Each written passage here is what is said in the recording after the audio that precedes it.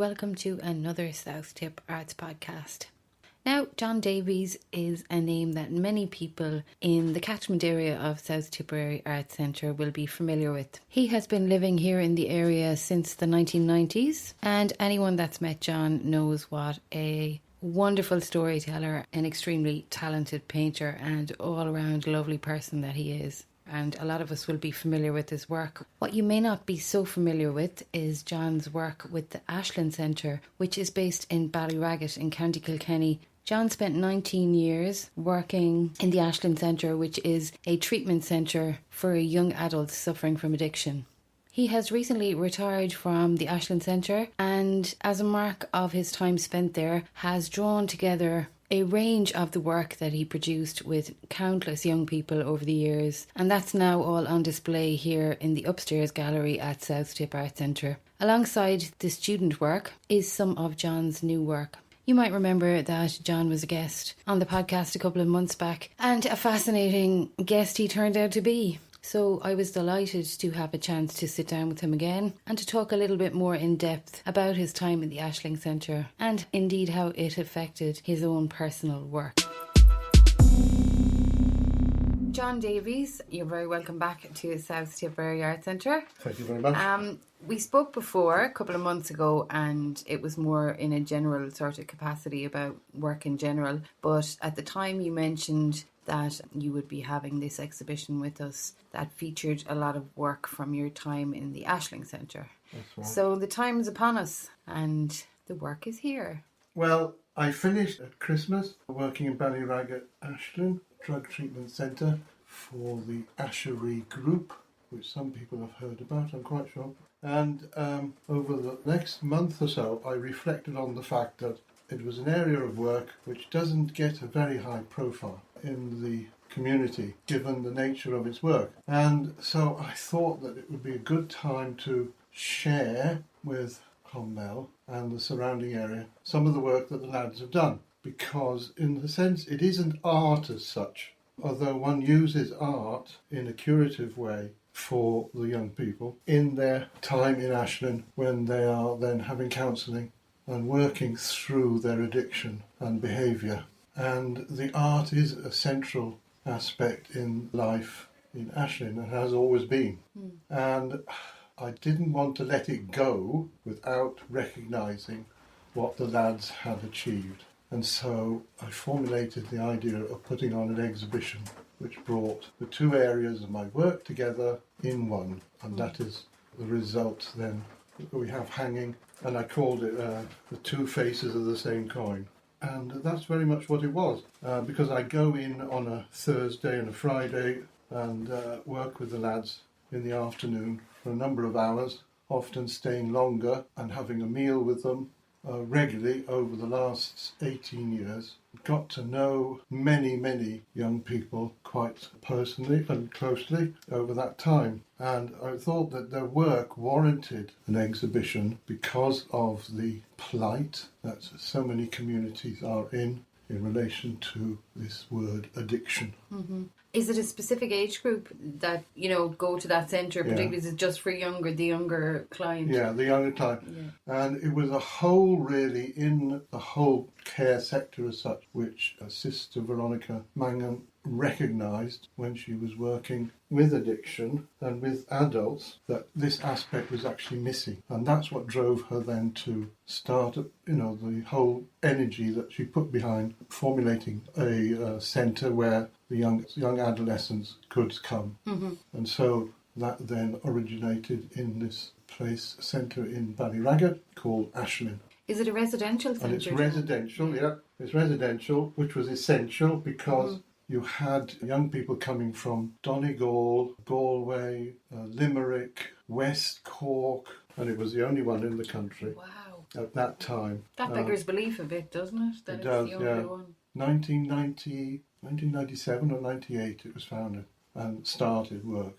And so that was its net, so to speak. And what was very clear over the years that I was engaged there, that the age range was slowly moving down the scale. When I came, the age range was usually 17, 18 19, and sometimes 20, depending on where they were in their lives. But then the age started to slip in the other direction. And before I left, and I remember phone calls coming in, the mother's ringing in. I have a young daughter. She's 14 years old, and I fear she's in addiction. And so it's quite clear in society that that is a real threat to the child now, not just the young adult, to the child. And it is quite alarming when you see it in those terms. That's echoed then throughout the work in the community, well, in the centre itself, as far as the counselling is concerned and the need for counselling, and the complex picture that addiction today presents itself, and which was not so evident back in 2000 as it is now, that how complex it's become. Was it 2000 when you began working with them? them? I started working then in 2001. So 19 in the summer years you spent. Yeah. And Sister Veronica, she recognised the role of a variety of other tasks, so to speak, that one could offer the young people whilst in residence. And that was certainly physical activity. And we had, and still do, there is still an active side to their life there as far as the physical aspect of life. Dietary, coming through the food they were eating. Often you had young people that perhaps were on the street, who come in off the street, who had no home as such, and a diet was very important in their ongoing health. And then the arts came in, and the social care, the social welfare, just in those times in between the counselling, both at weekends and in the evenings as well, that they had to be carried and formed. So, it was a almost 24-hour business. And in fact, it ran. The only days that were off within the centre were 2 or 3 days over Christmas. The rest of the time it was active. So that age was critical really to the current state of affairs. So very different, I would imagine, counselling a 19 or 20-year-old than a 14-year-old. It's a totally different... Yeah, well, they couldn't come when they were 14. That was the problem, of course. They had to wait until they were 15 or 16. Oh, no way. Because they're still falling within the educational cover, Okay. And the fact that, the places were often, very high demand for the places. So art then, or the creative, I like to call it the creative rather than art, but art, it was not as such. But it was finding that curative aspect in the creative aspect of one's life, which for most of the young people had fallen away. And the creative could, of course, then be sport as well.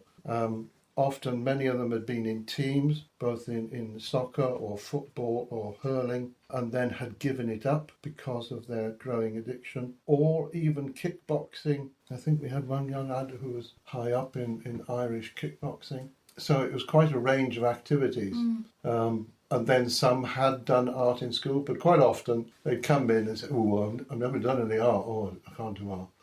And that was when then the challenge was set up as to what were you going to do, because it wasn't compulsion, but that was the time when this was provided, and it was a matter of then saying, well, look, just sit in the corner, there's books over there, you can interest yourself in those and just see how you get on, because then the group started to work on the new person, the new client coming in, and it was their persuasion that made them stay and then actually take on something. And what I found, and what I show in the exhibition, are a number of examples of stone engraving, which was what quite often caught their imagination as soon as they went through the door of the art room and they saw one of the lads engraving a stone. It was something they'd never done before and didn't enter their minds as a possibility. And they said, I want to do one of those. And that was it. Then they were hooked.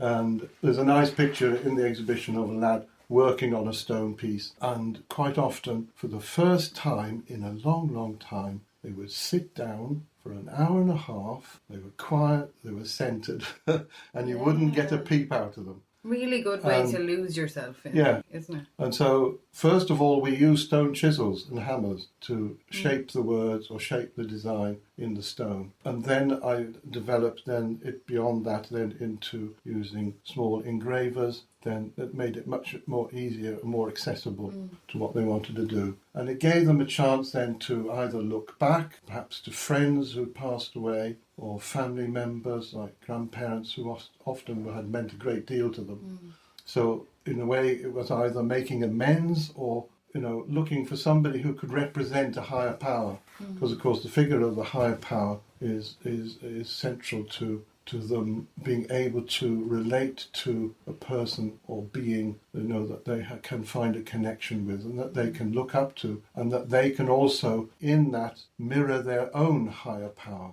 their own higher being, which is still there, but has been, shadowed by addiction.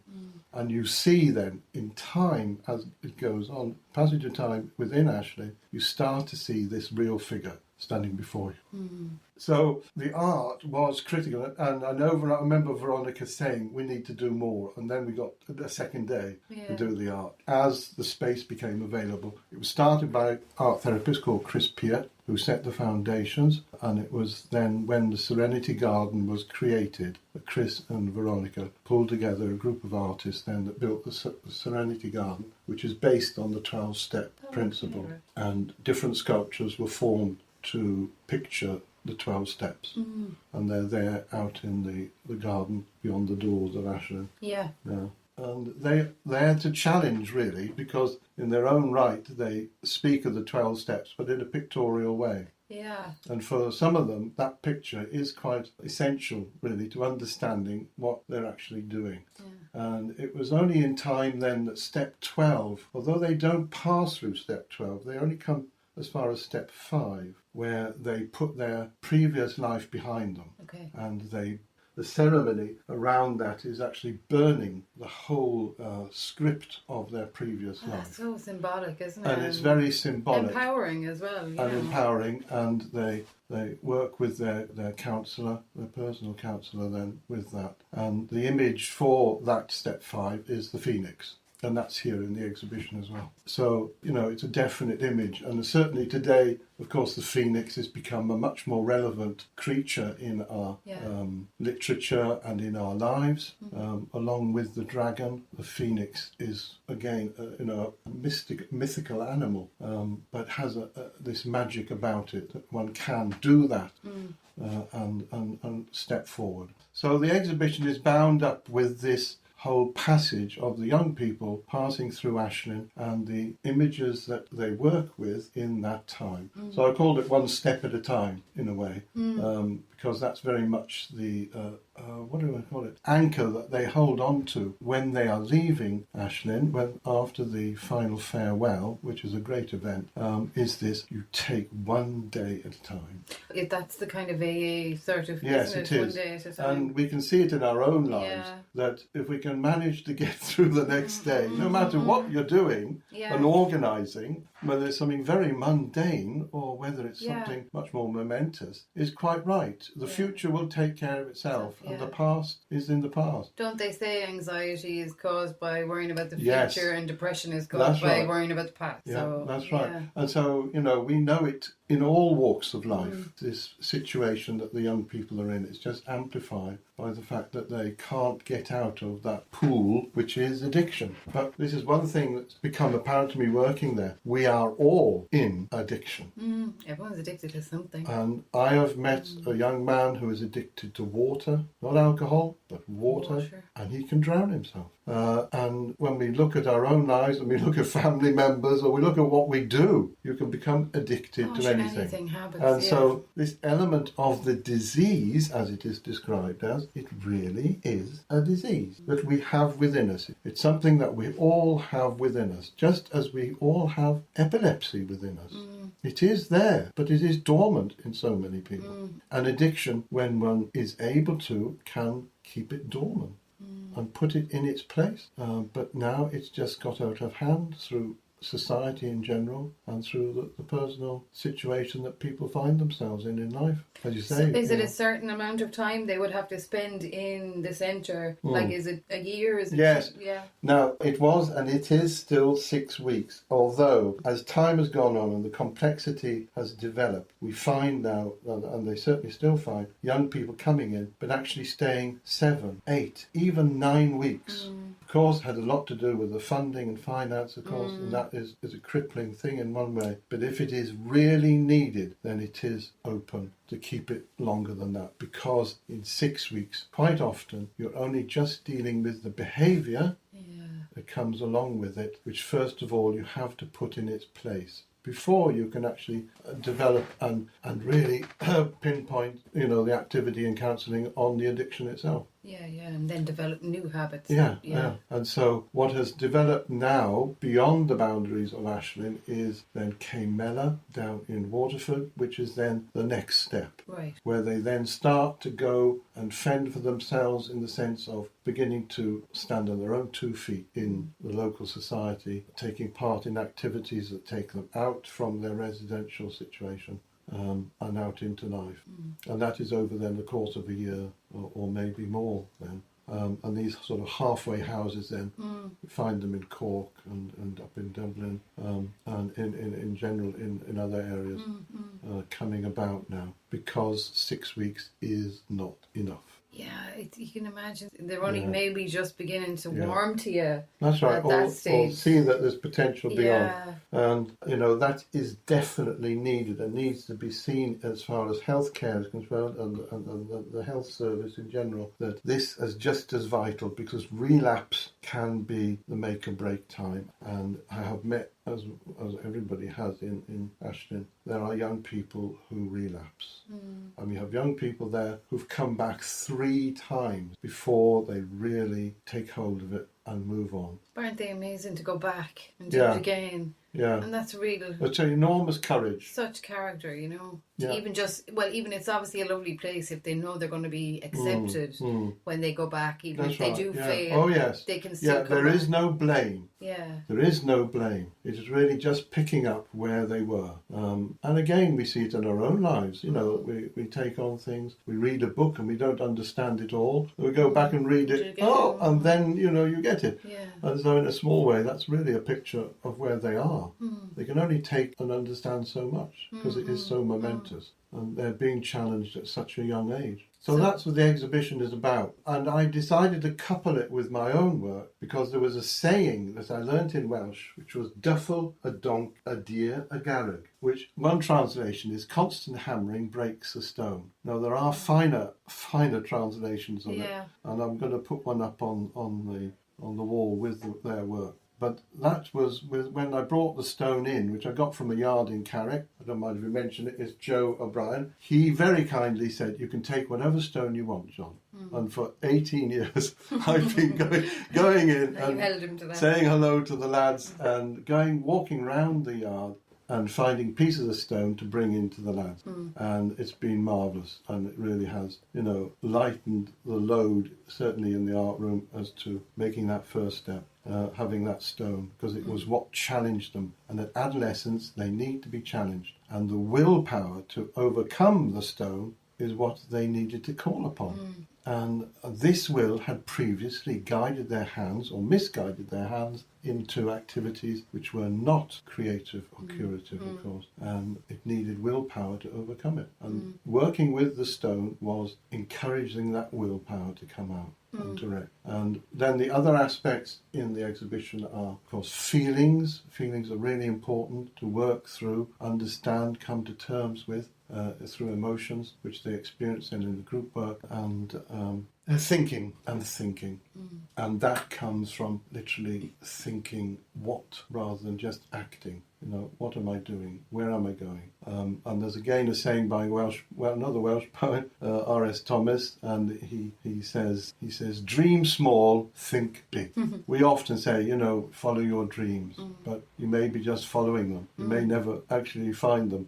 But if you really think about where and what you're going. Of course, the Germans have this idea of the zeal, the aim, to keep in front of you in life, to hold in front of you. Again, is an image of that. And so I brought in a bit of geometry on the last page of the exhibition as far as Aislinn is concerned, which is the straight line. Yeah. And the theory of the straight line was created by a young man who was only 15 years old, of actually how to construct a straight line.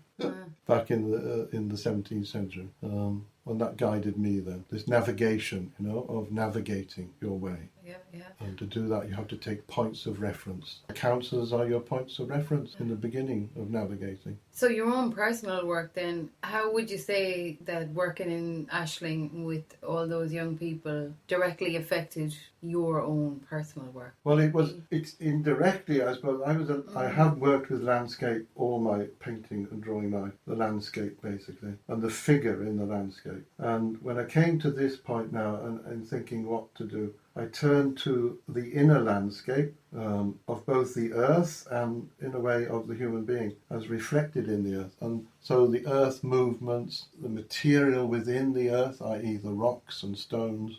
So the whole exhibition I put beside the work that the lads have done is this image of the landscape beneath our feet that we don't see. This movement in the rock formations, in landscape, the structures of the stones and the amazing quality of stones. Which just walking along Tramore Beach and the stone, especially walking amongst the stones along Tramore, and to see the array of stones there and what's described in them, both linear and then of small instances. And I found one with a small stone the size of the palm of my hand, and in it was the vertebrae of a fish that was fossilized. Yeah. And that speaks of millennia previously.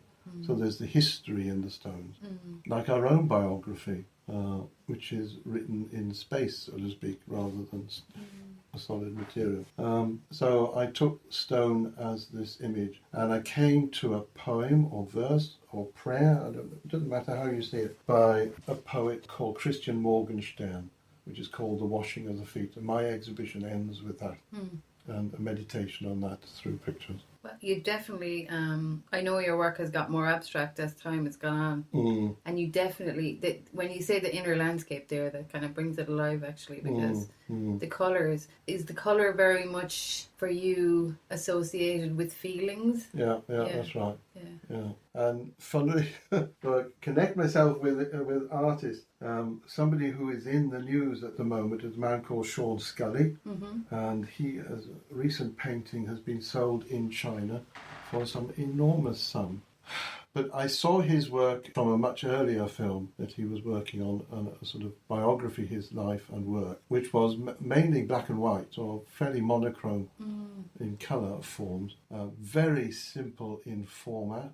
That the linear quality of his fences and doors that he seemed to put up in front of himself all the time. But this recent work, which he has sold, has then colour in it, and really vibrant colour. And I think it describes a fire the fire related to nature, which is, the gases catching fire. And then for the first time, I really understood where he was coming from through that work. And it was brilliant to see. And it's a fantastic piece of work in its simplicity. There's the saying at the end of the lands, keep it simple. Often, though, when something looks simple, there's a huge complexity behind it. Yes, well, that is it.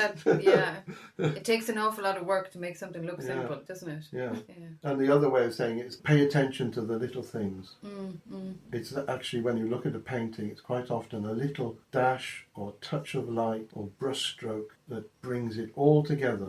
But without it, the picture wouldn't hang. It's incredible, isn't it? And then that's objective in that, or subjective at that, depending on who's looking at it. It's finished for one person, it's completely unfinished to somebody else. Yeah. But did you ever find that any of your students that would have passed through developed kind of their art in such a way that it's something they wanted to do? That's happened now, and that happened fairly recently, because Camilla down in Waterford, one of the points in the day when they were able to go out into Waterford city itself was to go and visit an art centre.